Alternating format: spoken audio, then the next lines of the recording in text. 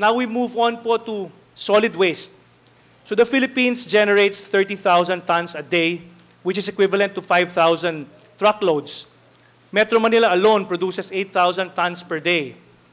And this is truckloads of 1,400 truckloads. Only half are collected nationwide and 70% in Metro Manila.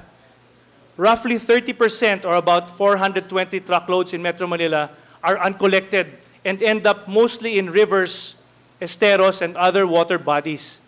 And this garbage clogs drainage and causes flooding in urban centers. I think aside from Typhoon Ondoy a couple of years back, there are several instances already nakita po natin na nagkakaroon ng baha na malala dito po sa Metro Manila at dahil po ito sa mga garbage that clog up the drainage systems. So, itong buong mga bagay na ito ay binibigyan natin ng pansin ngayon. In fact, the Solid Waste Management Commission Secretariat is headed by the EMB.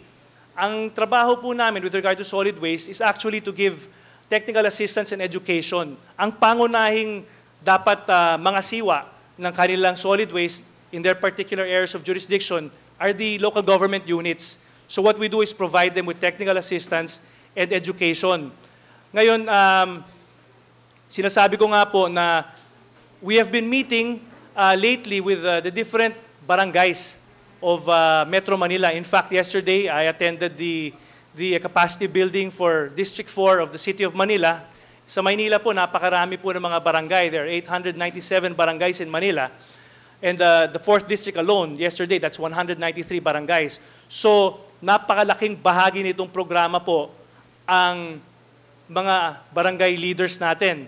Because sila po ang ginagalang sa kanilang mga barangay at silang dapat magbigay alam or to educate yung mga kanilang mga kinasasakupan.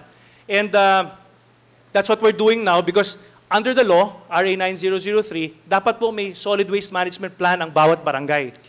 And sadly, 10 years after the passage of the bill in 2001, marami pong mga barangay ay wala pang solid waste management plan, wala pa pong mga materials recovery facilities. Under the law, dapat lahat ng barangay or cluster of barangays has a materials recovery facility. Itong facility po na ito ay dapat dun po ang mga solid waste that should be segregated when it's brought there, dapat dun po i-determine kung ano pa pwedeng i-reuse, ano pa pwedeng i-recycle.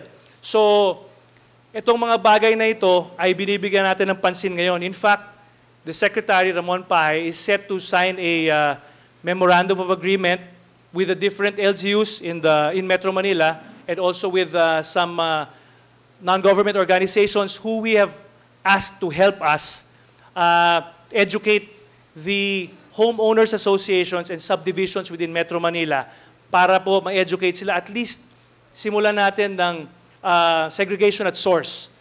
Isipin niyo po, it's been 10 years and nakakalungkot po aminin, we're not even segregating at source at this point in time. So these are important things po to minimize waste, to divert waste, and to help in the total solid waste management. As I said, tuloy-tuloy po ang pag-conduct natin ng capacity training sa mga LGUs, intensive IEC campaign. Ang ating mga information and education campaign materials are easy to understand. Madali po, nasa vernacular there. We have the Filipino in Tagalog, so madali pong maintindihan ng pangkaraniwang mamamayan.